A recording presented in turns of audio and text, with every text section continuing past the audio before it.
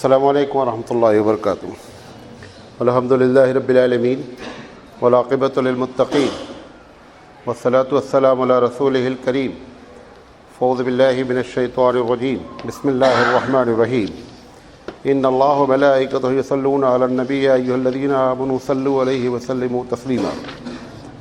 محترم حضرات، ہم سیرت رسول اکرم صلی اللہ علیہ وسلم پر سیریل وائز پروگرام کر رہے ہیں، اور آج اس کا 259 سیریل ہے، یعنی 259۔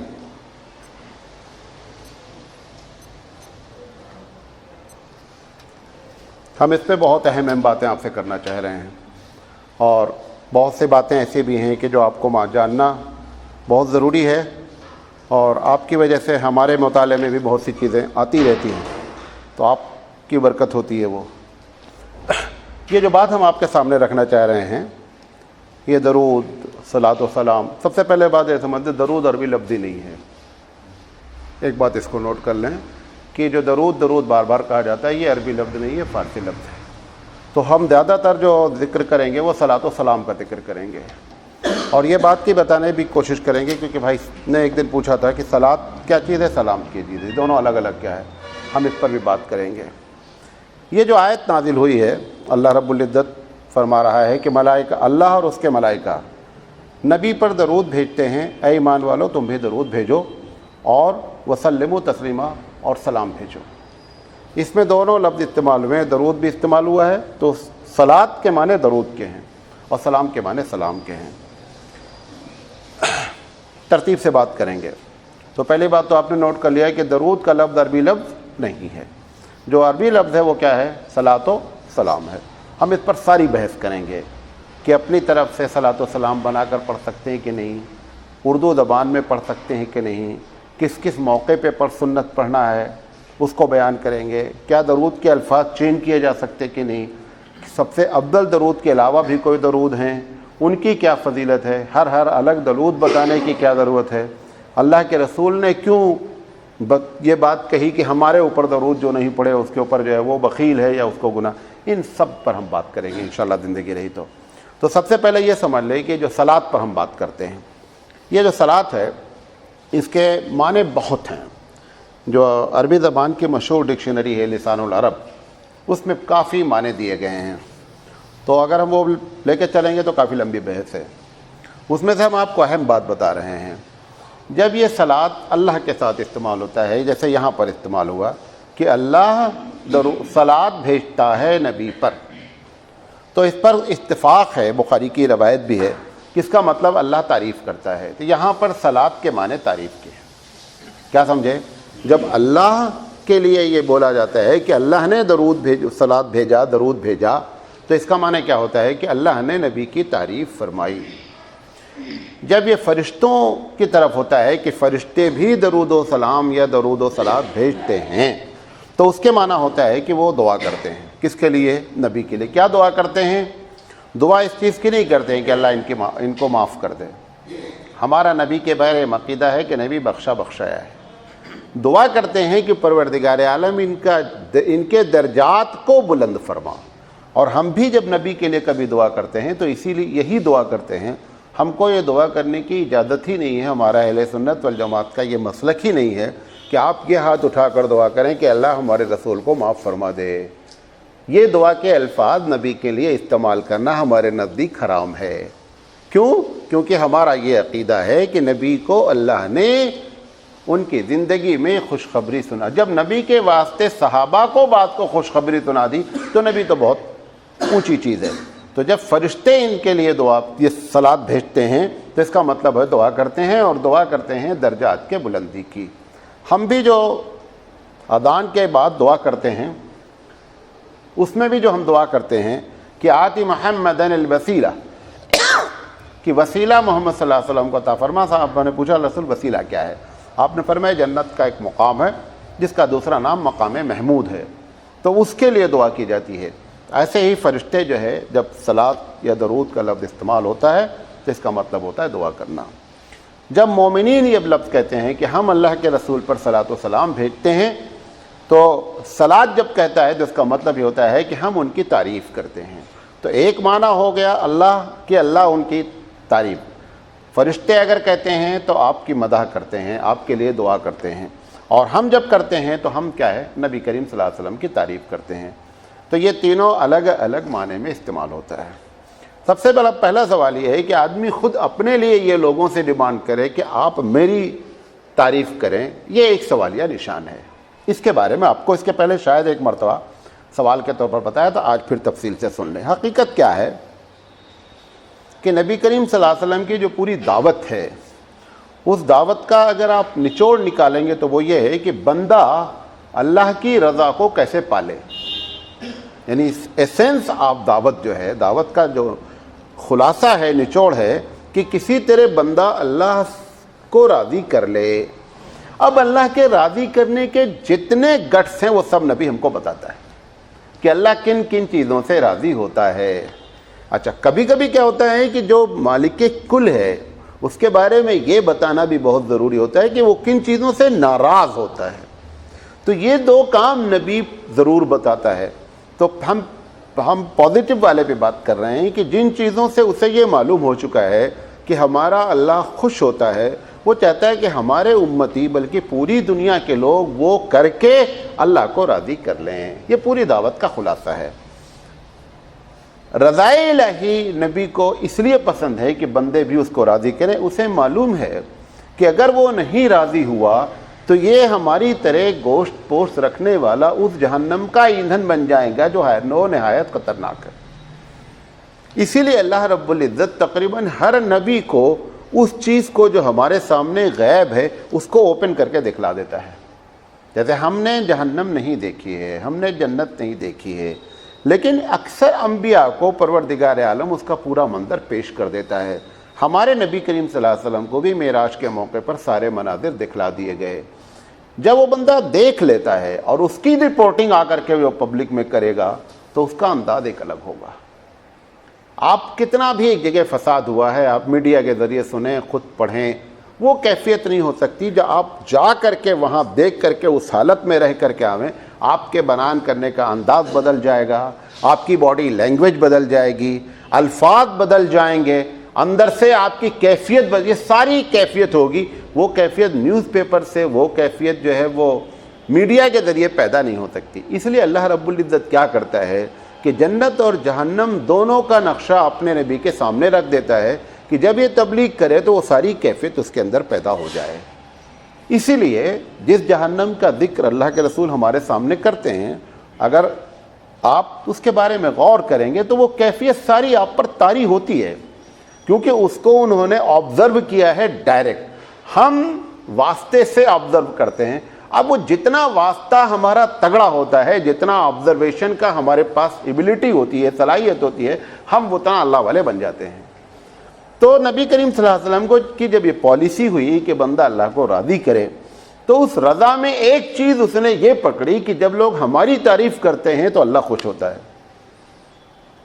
اس کو اپنی تعریف مقصود نہیں ہے، اس کو یہ معلوم ہو گیا کہ اللہ رب العزت ہماری تعریف کرنے سے خوش ہوتا ہے، لہذا اس نے اپنی امت کو یہ ایک راز کی بات بتا دی کہ اگر تم ہم پر درود بھیجو گو تو وہ کیا ہوتا ہے، خوش ہوتا ہے۔ وجہ کیا ہے؟ تاکہ وہ راضی ہو جائے۔ بات سمجھ میں آ گئی؟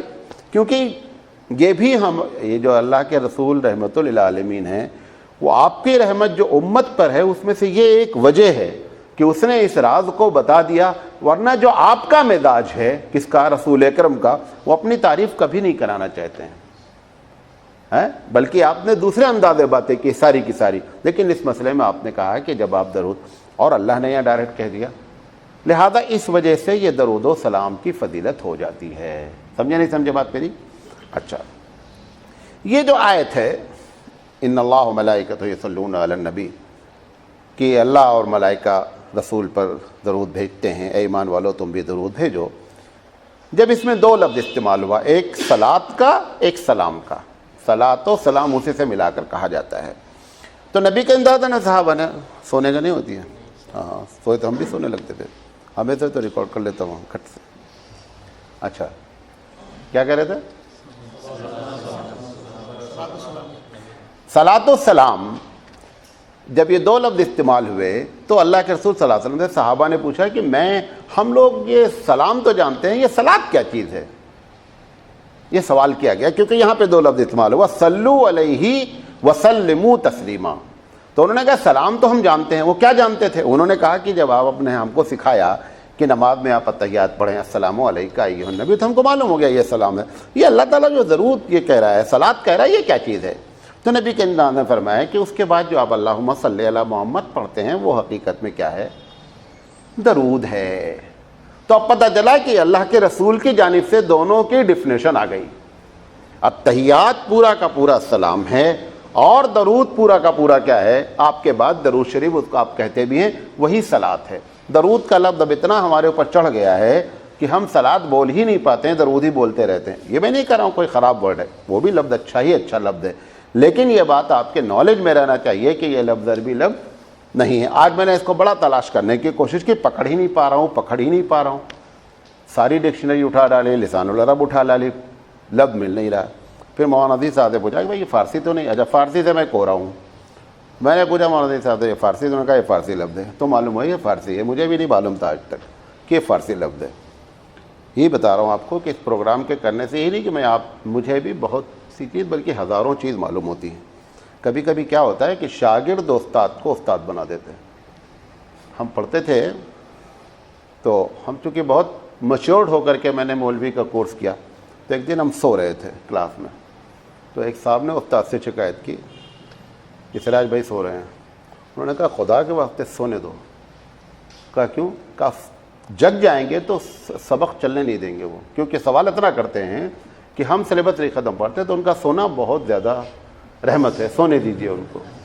ایک دن انہوں نے کہا کہ کلاس میں باقاعدہ جو اچھے لوگ ہوتے ہیں، جو اللہ والے ہوتے ہیں، تو ان کو اس بات کی کوئی شرم نہیں آتی ہے، جو حقیقت ہے حقیقت قبول کرتے ہیں۔ انہوں نے کہا کہ سراج کی وجہ سے ہم استاد بن گئے، کیونکہ وہ اتنا سوال کرتے تھے کہ ہم مجبور ہو کر کے جب پڑھانے بیٹھتے تھے کلاس میں تو کئی گھنٹہ ہم کو پڑھنا پڑتا تھا کہ معلوم نہیں ہے کہاں سے کراس کوسچن لا کر کے یہ ہم کو پھنسا دے، تو پوری کلاس سے بے عزتی ہوگی، لہذا ہم 4 گھنٹہ 5 گھنٹہ پڑھ کر کے وہ سبجیکٹ آتے تھے جس سبجیکٹ میں اس کو بیٹھنا ہوتا تھا۔ تو آپ لوگوں کی وجہ سے اور عبداللہ بھائی کی وجہ سے بھی خاص کر میں جب سوال کا جواب بھی دیتا ہوں تو بہت کھینچتا رہتا ہوں، سوچتا رہتا ہوں کہ کہیں ہم یہ بات کہیں گے تو یہ بات پیدا ہو سکتی ہے، اس کے باوجود بھی پھنس جاتا ہوں، مطلب اس کے باوجود بھی کراس کوسچن کہیں نہ کہیں انسان ہے لگ جاتا ہے، لیکن ہم کوشش کرتے ہیں کہ آپ کے اعتراضات ہونے سے پہلے ہم اپنی بات میں ہی کیا ہے جواب دیتے رہیں۔ واللہ اعلم بالصواب۔ تو یہ بات سمجھ لیں کہ یہ جو آیت نازل ہوئی، اس نازل ہونے کے بعد جب صحابہ نے یہ سوال کر لیا تو اب اپنی طرف سے ڈیفینیشن ہم نہیں کر سکتے، اللہ کے رسول نے دونوں کے ڈیفینیشن کر دی کہ السلام علیکہ ایھا النبی جو ہے وہ سلام ہے، اور جو اللہم صلی علی محمد یہ جو پورا درود ہے اسی کا نام صلاۃ ہے۔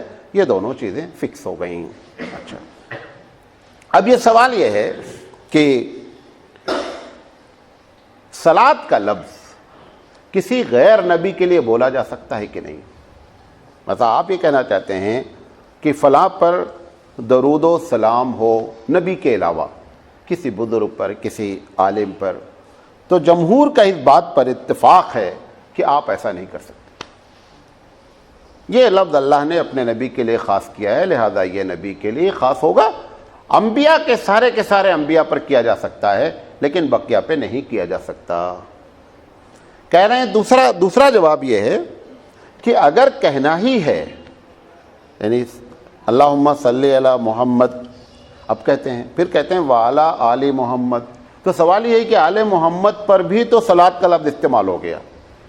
نہیں سمجھے ہماری بات؟ جب آپ نے کہا اللہم صلی علی محمد پھر لگایا وعلی آل محمد، اس کا مطلب اللہم صلی علی وعلی آل محمد، تو وعلی آل محمد تو نبی نہیں ہے تو ان کے لیے بھی استعمال ہو گیا۔ پھر کبھی کبھی اللہم صلی علی محمد وعلی آل محمد کہنے کے بعد بعض لوگ وعلی المسلمین والمؤمنین بھی کہہ دیے، تو ان لوگوں کا کہنا ہے کہ اگر رسول کے ساتھ ملا کر کے کہا جائے گا تو کہا جا سکتا ہے، تنہا نہیں کہہ سکتے اللہم صلی آل محمد، ایسا نہیں بول سکتے آپ۔ پہلے محمد صلی اللہ علیہ وسلم کو ذکر کریں گے، پھر آل محمد کو، پھر انبیاء کو، پھر صحابہ کو، پھر مومنین کو ذکر کیا جا سکتا ہے، لیکن صرف جو ہے وہ کسی نبی کے علاوہ کسی دوسرے کے لیے استعمال نہیں ہو سکتا اکیلا. ایک بات یہ مسئلہ سمجھ لیجئے. دوسرا مسئلہ یہ ہے کہ یہ السلام علیکہ یہ دو جگہ کہا جا سکتا ہے. ایک جگہ تو نماز میں کہا جاتا ہے کیونکہ نماز میں اللہ کے رسول نے اس لفظ کو اسی طرح فکس فرما دیا. گرچہ بعض صحابہ سے یہ روایت بھی نقل ہے کہ اللہ کے رسول صلی اللہ علیہ وسلم کی جب وفات ہو گئی تو انہوں نے السلام علیکہ پر اعتراض کیا کہ علیکہ کا مطلب ہوتا ہے تم پر. تو تم پر تو سیکنڈ پرسن ہے. سیکنڈ پرسن کو کہتے ہیں کہ جب حاضر ہوگا تبھی بات کی جائے گی. سب تین ہوتا ہے نا انگریزی میں, first person, second person, third person. تو first person I we, second person you, third person he she it they. تو یہ جو سیکنڈ پرسن ہے یو, تم, اس کا مطلب جب آپ تم بولتے ہیں تو بندہ موجود ہے.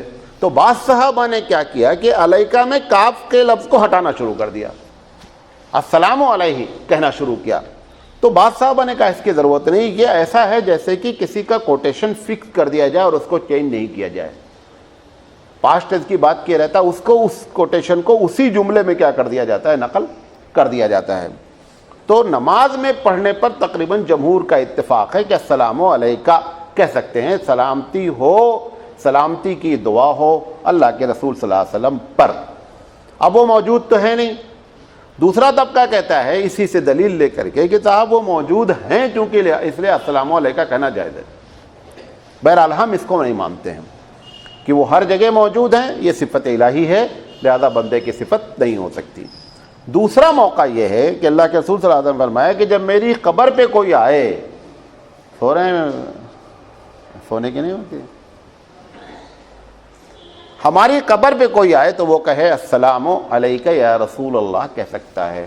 اب یا رسول اللہ اسپیشلی جب اس نے کہہ دیا تو یہ تو خاص ہو گیا اسی آدمی کے لیے, کیونکہ یا حرف ندا ہے عربی میں, پکارنے کے لیے الفاظ. جیسے اردو میں کوئی ہمارے سامنے قریب, اے سنو بھائی, یہ ایک لفظ بنگلور والے کے لیے آپ نے اب نہیں بول سکتے یہاں سے بیٹھے ہوئے. ایک لفظ اسی کے لیے بولا جائے گا جو آپ کے سامنے ہے اور آپ کو آئیڈیا لگ رہا ہے کہ میری آواز وہاں تک کیا ہے, پہنچ جائے گی. تو اردو میں جو اے, سنو, یہ سے جو الفاظ استعمال ہوتے ہیں یہ بھی بتاتے ہیں کہ بندہ اگر ہماری بات سن سکتا ہے تب تو ہم یہ لفظ استعمال کر سکتے ہیں, اور اگر نہیں سن سکتا ہے تو پھر استعمال نہیں کر سکتے ہیں. تو اللہ کے رسول کو یہ کہنے کی کیا ضرورت تھی کہ جب میری قبر پہ آؤ تو ایسے کہہ سکتے ہو. لہذا پتہ چلا کہ قبر کے علاوہ جگہ پر آپ ڈائریکٹ نہیں سنتے ہیں. ایک بات, ایک دلیل. دوسری دلیل, اللہ کے رسول نے فرمایا کہ جب مجھ پر لوگ درود بھیجتے ہیں اور وہ باہر سے بھیجتے ہیں, یعنی ہماری قبر کے علاوہ دنیا بھر میں بھیجے جاتے ہیں, جب اللہ کے رسول ہر جگہ موجود ہیں اور سب کچھ سنتے ہیں تو فرشتوں کو ڈیوٹی لگانے کی کوئی ضرورت نہیں ہے. آپ نے فرمایا ہزاروں نہیں لاکھوں فرشتے اللہ نے ڈیوٹی پر لگا رکھے ہیں کہ جب کوئی درود و سلام مجھ پر بھیجے تو آپ وہ لا کر کے مجھ تک کیا پہنچائیں. اور یہ بھی بتاتے ہیں کہ آج اللہ کے رسول کو بتایا جاتا ہے فرشتے کہ فلاں ابن فلاں نے آپ کو درود بھیجا ہے. تو سوال یہ ہے جو بندہ ہر جگہ موجود, نمبر ایک, جو بندہ سب کچھ سنتا ہے, نمبر دو, جو بندہ سب کچھ جانتا ہے. اگر یہ تینوں عقیدہ رکھتے ہیں تو فرشتوں کی ڈیوٹی کیا ہے, بیکار ہے. لہذا فرشتوں کی ڈیوٹی کے بارے میں صحیح حدیث میں ہے کہ اللہ کے رسول نے فرمایا کہ فرشتوں کی ڈیوٹیاں ہوتی ہیں, وہ ہم کو پہنچاتے ہیں. اچھا, درود شریف کا شرعی حکم. اس دن پوچھا تھا ایک صاحب نے, وہ آج موجود نہیں ہیں. میں اس مسئلے کے آج بتانے سے پہلے تک میں بھی کنفیوز تھا. آپ کے سامنے اب صحیح بات پوری بتا رہا ہوں. درود شریف کی جب یہ آیت نازل ہو گئی, غور سے سنیے گا, یہ جو آیت نازل ہو گئی کہ ان اللہ و ملائکتہ یصلون علی النبی, کہ ایمان والو اللہ اور اس کے رسول پر یا ایھا الذین آمنوا صلوا درود بھیجو. تو اس پر ہمارے یہاں جمہور کا فتویٰ یہ ہے, جب ہم جمہور کہتے ہیں تو اس کے معنی سمجھ لیجئے کہ امت کا کم سے کم 90% طبقہ ایک بات کہہ رہا ہے. اس سے کوئی محض نہیں ہوتا وہ شافعی مالکی سے, امت کا 90% وہ طبقہ ایک بات کہتا ہے, ہم اس کو ملا کر کیا بولتے ہیں, جمہور. اسی سے جمہوریت ہے, اسی عربی لفظ سے کیا ہے, جمہوریت ہے. کیونکہ جمہوریت میں بھی یہی ہوتا ہے کہ اکثریت ایک بات کر دیتی ہے, مان لی جاتی ہے. تو وہاں پر 51% اکثریت ہے, لیکن یہ جمہوریت کم سے کم 2/3 کے بات ہوتی ہے. یہ جمہور بات سمجھ دونوں میں فرق. تو جمہور کی رائے یہ ہے کہ اس آیت کے سننے کے بعد امت پر ایک مرتبہ زندگی میں واجب ہے درود شریف پڑھنا. مثلا ایک آدمی کسی محفل میں نہیں جاتا ہے, نماز نہیں پڑھا, کچھ نہیں پڑھا, یہ آیت ایک مرتبہ پڑھا ہے, سنا ہے, لازم ہے کہ زندگی میں ایک مرتبہ درود شریف پڑھنا ہی پڑھنا ہے. ٹھیک ہے, یہ پہلا مسئلہ. دوسرا مسئلہ, یہ جو نماز میں آپ تشہد کے بعد درود شریف پڑھتے ہیں,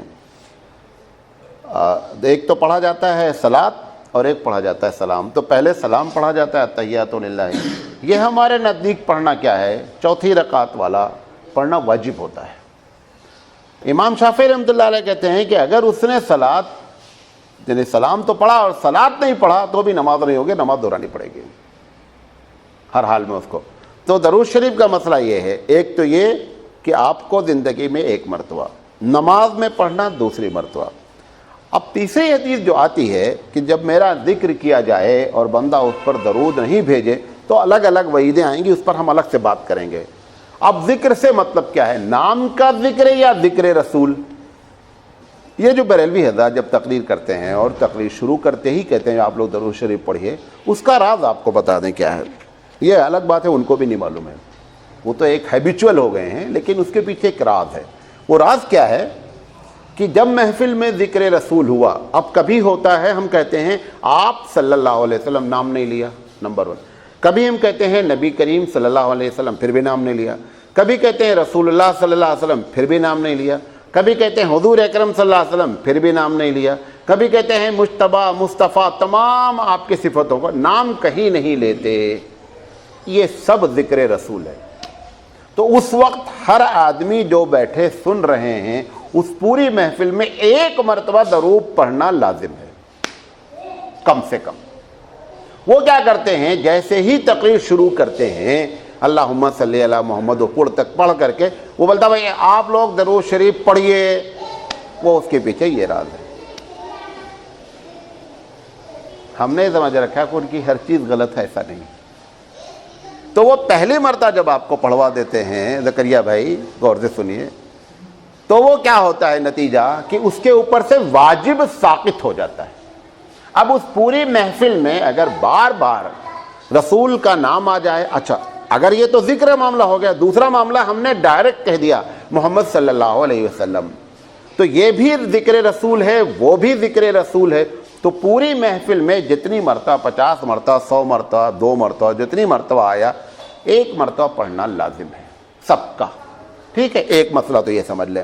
اب جب ہم نے کہا نبی کریم صلی اللہ علیہ وسلم, اللہ کے رسول صلی اللہ علیہ وسلم, آپ صلی اللہ علیہ وسلم, حضور اکرم صلی اللہ علیہ وسلم, حبیب مصطفیٰ محمد مصطفیٰ, جب بھی کہیں تو آپ اگر پڑھ لیں تو بہت اچھا ہے, ثواب ملے گا, اور یہ محبت کا تقاضا ہے, گناہ نہیں ہوگا.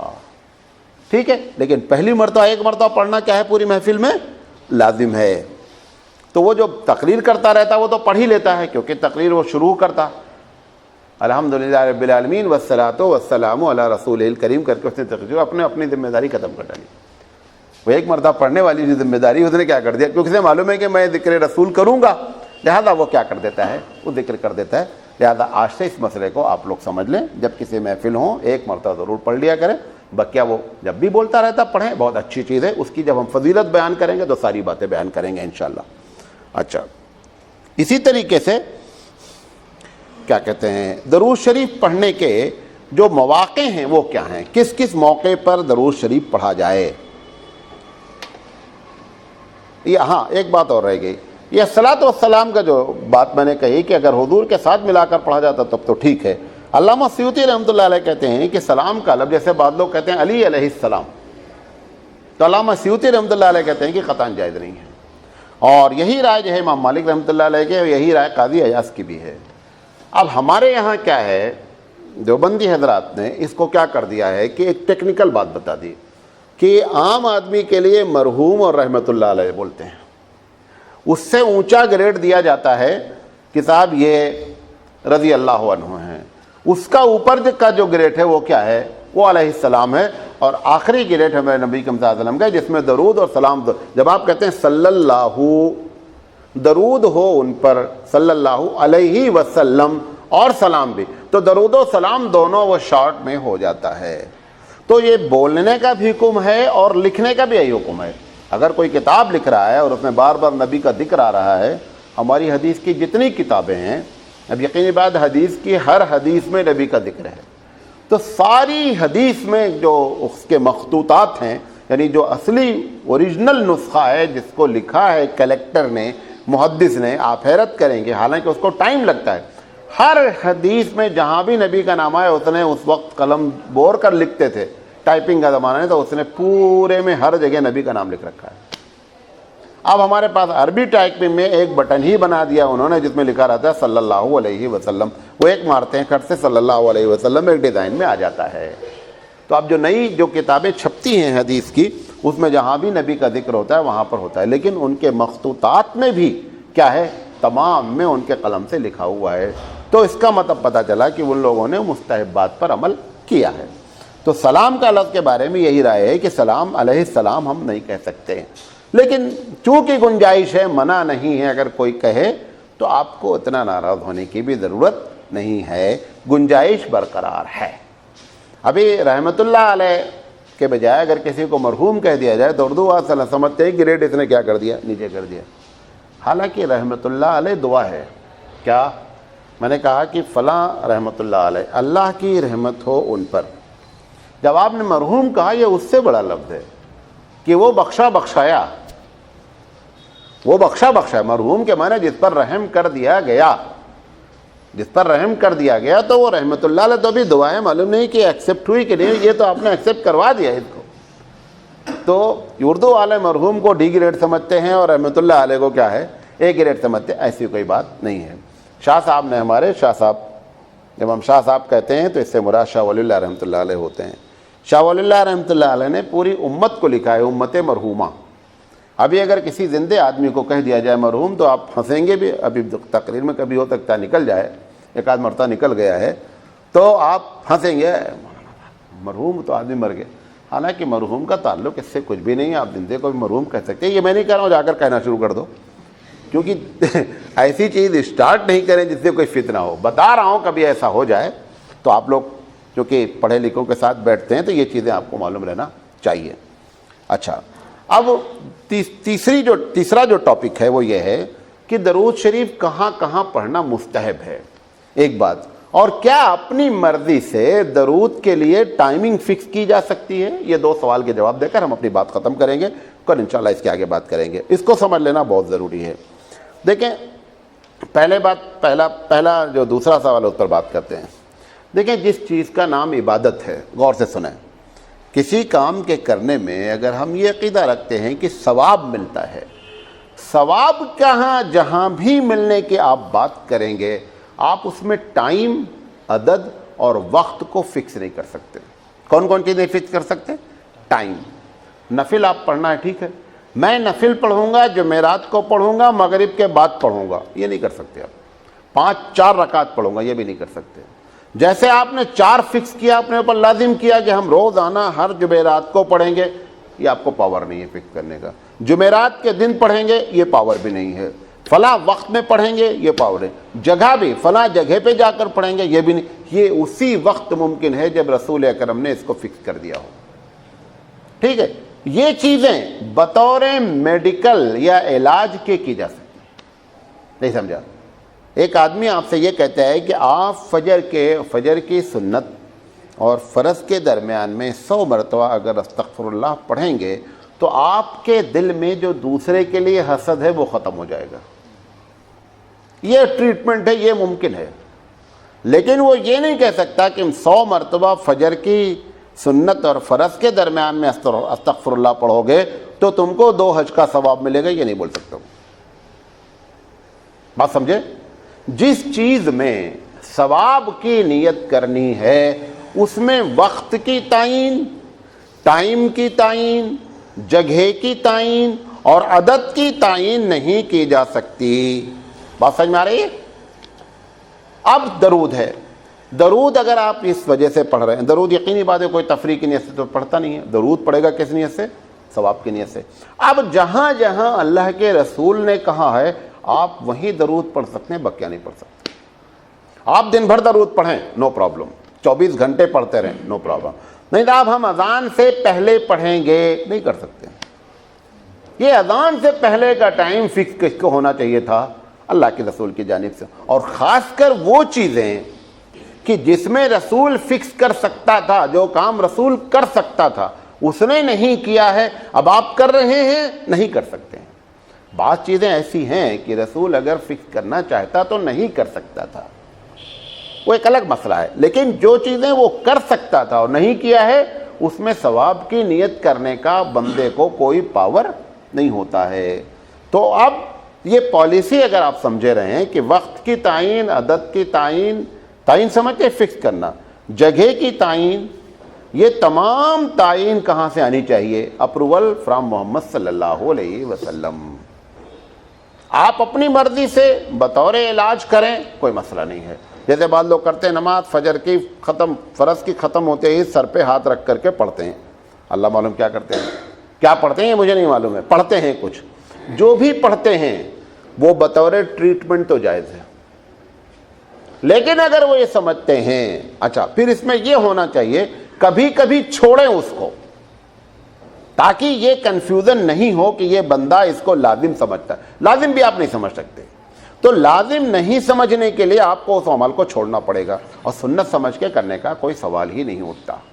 جیسے میں نے ایک مرتبہ بتایا تھا کہ جمعہ کا خطبہ بعض لوگ بیٹھ جاتے ہیں ایسے گویا کی نماز میں بیٹھے ہوئے ہیں اور بڑے ادب سے خطبہ سنتے ہیں. خطبہ ادب سے سننا جائز ہے، وہ واجب ہے، لیکن آپ نے جو حیت اختیار کی ہے کہ اس طریقے سے بیٹھنا جیسے نماز میں بیٹھنا، یہ سنت سے ثابت نہیں ہے. ایک آدمی اپنے طور پر سمجھتا ہے یہ ادب ہے، ٹھیک ہے کر لے، سنت کا ثواب نہیں ملنا ہے، سنت کا ثواب قطعی نہیں ملنا ہے. اس کو زیادہ زیادہ ادب کا ثواب مل جائے گا، اور ادب میں کہیں اس نے لازم سمجھ لیا یہی لازم ہے تو بدعت کا گناہ بھی مل جائے گا. بات سمجھ میں آ رہی ہے؟ تو بعض مسجدوں میں نے سمجھایا، 4-5 مسجدوں میں بول چکا ہوں، اس کے باوجود میں نے ایک صاحب کو دیکھا، میں جن کے سامنے بیٹھ کر بولا تھا وہیں خطبہ، وہ پھر بھی بیٹھے، اس کے مطلب یہ سب مسئلہ بتانے کے باوجود بھی. مولانا تھانوی رحمۃ اللہ علیہ کی کتاب ہے، اس کا نام ہے اغلاط العوام، عوام کی غلطیاں. انہوں نے ایسے ساری غلطیاں اکٹھا کی ایک جگہ پر کہ عوام کیا کیا ثواب سمجھ کر کے ایسے چپکے چپکے چلر کام کرتی ہے. تو اس میں سے انہوں نے اس کو بھی لکھا ہے کہ عوام یہ سمجھتی ہے کہ خطبہ سننے کے لیے نماز کی حیت پر بیٹھنا ثواب ہے اور سنت ہے. انہوں نے کہا قطعی ثواب اور سنت نہیں ہے. ٹھیک ہے. ایسے ہی بات جیسے بعض لوگ کہتے ہیں کہ بھی کھانا کھاتے ہوئے بولنا نہیں چاہیے، حالانکہ ایسا کہیں نہیں لکھا ہے، ایسا کہیں لکھا نہیں ہے کھانا کھاتے وقت نہیں بولنا چاہیے. یہ ایک الگ بات ہے میڈیکلی کہ کھانا کھاتے وقت آپ بولیں گے تو کھانے کے پھنسنے کے چانسز ہیں، اس لیے منع کیا جا رہا ہے. لیکن بعض لوگ یہ سمجھتے نہیں صاحب یہ سنت ہے بولنا نہیں چاہیے، ایسی بات نہیں ہے. کیونکہ ہمارے پاس ایسی حدیث موجود ہے، جیسے مثال طور پر اللہ کے رسول کھانا کھا رہے تھے، ایک بچہ آ گیا بیچ میں، جلدی سے اس نے کھانا چاہا، حضور صلی اللہ علیہ وسلم فرمایا کہ بھائی اپنی طرف سے کھاؤ اور بسم اللہ کر کے کھاؤ. تو کھانا کھاتے ہوئے بولے کہ نہیں بولے؟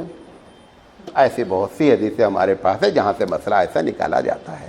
تو ہم بات یہ کر رہے ہیں کہ ثواب سمجھ کر آدمی کو کسی کام کو کرنے کی جگہ، وقت، عدد، یہ تمام کوئی چیز فکس نہیں کر سکتا. اب درود شریف جو ہمارے پاس مستحب ہیں، اس میں آپ کو 2-3 باتیں بتا دیتا ہوں. سب سے پہلے تو یہ ہے کہ نماز میں درود شریف پڑھنا کیا ہے؟ مستحب ہے. اللہ کے رسول نے فرمایا کہ جب دعا مانگی جاتی ہے تو پہلے ثنا پڑھنا چاہیے. ثنا سے مراد کوئی بھی اللہ کی تعریف. اچھا ثنا میں بھی ایک کنفیوژن ہے، لوگ ثنا پڑھتے ہیں نا، ثنا سبحانک اللہم، ابھی سبحانک اللہم ثنا اس میں تو اس کا لفظ نہیں ہے نا، نہیں سمجھے میری بات. جب بچے کو ہم یاد کراتے ہیں تو اس کو رٹاتے ہیں پڑھو ثنا سبحانک، وہ پڑھتا ثنا سبحانک اللہم. ثنا لفظ سبحانک اللہم میں شامل نہیں ہے، اس پوری عبارت کو ثنا کہتے ہیں. تو یہ عادت اگر یہاں سے بچپن سے پڑی ہوئی ہے تو اس کو ڈیلیٹ کرو دھیرے دھیرے. سمجھ میں آ رہی بات؟ تو اللہ کے رسول نے فرمایا کہ دعا کرنے سے پہلے طریقہ یہ ہے کہ آپ اللہ کی تعریف کریں، جو الفاظ آپ کے آتے ہیں آپ تعریف کریں. عربی میں نہیں آتے ہیں اردو میں پڑھیں. اس کے بعد جو ہے نا وہ درود پڑھیں. تو یہ جو درود پڑھنا ہے یہ حدیث سے ثابت ہے. آپ کو جگہ بتا رہا ہوں کہاں پہ پڑھنا ہے. درود پڑھیں. پھر آپ نے فرمایا آپ اپنے مسئلے کو رکھیں. مسئلے رکھنے کے بعد کہ اللہ یہ پرابلم ہے، اس کو ایسے کر دے، لڑکا دے دے، 5 لڑکے کے بعد ایک لڑکی دے دے، جو بھی کرنا ہے، اس کے بعد پھر درود پڑھو. کیا پڑھو؟ پھر درود پڑھو، اور درود پڑھنے کے بعد اپنی دعا کو ختم کرو. تو آپ نے فرمایا کہ آپ کی دعا دونوں درود کے بیچ میں آ گئی. اب جب آپ نے درود پڑھا تو کیا کہا؟ اللہم صلی علی محمد وعلی آل محمد، جیسا بھی جو بھی درود آپ نے پڑھا. جب آپ نے دعا کی اللہ کے رسول کے لیے درود و سلام کی تو اللہ تو اس کو قبول کرتا ہی کرتا ہے. اچھا، پھر آخر میں اپنی دعا کے بعد پھر آپ نے درود پڑھا تو اللہ سے چانتے دیا. ایسا نہیں ہے کہ دونوں کنارے کنارے والے قبول کر گیا اور بیچ والے کو مار دیا، ایسا نہیں کرے گا. اس لیے اور یہ بات اللہ کے رسول نے خود بیان فرمائی کہ جب آپ نے ادھر بھی دعا کو پیک کیا درود سے اور ادھر بھی دعا کو پیک کیا درود سے اور بیچ میں دعا آ گئی، چونکہ دونوں طرف درود ہے اور درود کا قبول ہونا لازم ہے، لہذا اس امید پر یہ ہے کہ اسی کی رحمت سے کہ بیچ والی بھی قبول ہو جائے گی. بات سمجھ میں آئی؟ تو درود کا پڑھنا دعا میں یہ رسول اکرم صلی اللہ علیہ وسلم سے ثابت ہے. اچھا، جب نام مبارک لیا جائے، آپ کو بتایا ابھی، یا ذکر کیا جائے تو درود پڑھنا کیا ہے؟ مستحب. جمعہ کے دن کثرت سے درود پڑھنا جو ہے وہ مستحب ہے، نسائی شریف کی روایت ہے. یہ مسجد میں داخل ہوتے ہوئے، مسجد سے نکلتے ہوئے جو بعض جگہ لکھا رہتا ہے کہ درود شریف بھی لکھا رہتا ہے، پھر دعا بھی لکھی رہتی ہے، وہ درود شریف پڑھنا صحیح حدیث سے ثابت نہیں سمجھے میری بات. دیکھیں، آپ کہیں گے مولانا یہ نظریہ پہلے ہٹا دیں، اگر آپ میری بات ایک زمانے سے سن رہے ہیں کہ اس کام کے کرنے میں نقصان کیا، یہ ہماری پالیسی ہی نہیں ہے. نیکی میں اس لفظ کو اپنے دماغ سے ڈیلیٹ کر دیں کہ اگر میں یہ کام کر لیا تو اس میں نقصان کیا ہے. نہیں، نقصان یہ ہے کہ اللہ کے رسول نے نہ بتایا ہے نہ کیا، یہی سب سے بڑا نقصان ہوتا ہے. مومن کا سب سے بڑا نقصان یہی ہوتا ہے. لہذا یہ جو، لیکن چونکہ ضعیف حدیث ہے، اگر کوئی پڑھ لے گا تو گنہگار نہیں ہوگا، بدعت کا گناہ نہیں ملے گا. وہ جو خطبہ والا بتایا اس میں ملنا ہے گناہ اس کو، کیونکہ وہاں کچھ بھی نہیں ہے، عطا پتہ ہی نہیں ہے. یہاں پہ تو کم سے کم کیا ہے، ضعیف حدیث موجود ہے. ضعیف حدیث اگر فضائل میں ہوتی ہے تو بندہ عمل کر لیتا، ثواب مل جائے گا. نہیں کرے گا کوئی بات ہی نہیں ہے. تو اس طریقے سے مسجد میں داخل ہوتے وقت اور نکلتے وقت جو حدیث ہے درود شریف کی، وہ حدیث صحیح نہیں ہے، ضعیف ہے. لیکن اگر کوئی پڑھ لے گا تو بدعت کا گناہ نہیں ملے گا. ثواب واللہ عالم بالثواب ملے گا کہ نہیں ملے گا. نماز جنازہ میں درود پڑھنا، نماز جنازہ جب پڑھتے ہیں اس وقت درود پڑھنا، یہ اس کے مستحب اوقات ہیں جب درود پڑھا جائے گا. اگر اور کل کوئی بات مل گئی تو انشاءاللہ کل ہم بات کریں گے. اللہ تعالیٰ سے دعا ہے کہ اللہ تعالیٰ کہنے سے زیادہ عمل کرنے کی توفیق عطا فرمائے. وآخر دعوانا ان الحمد للہ رب العالمین.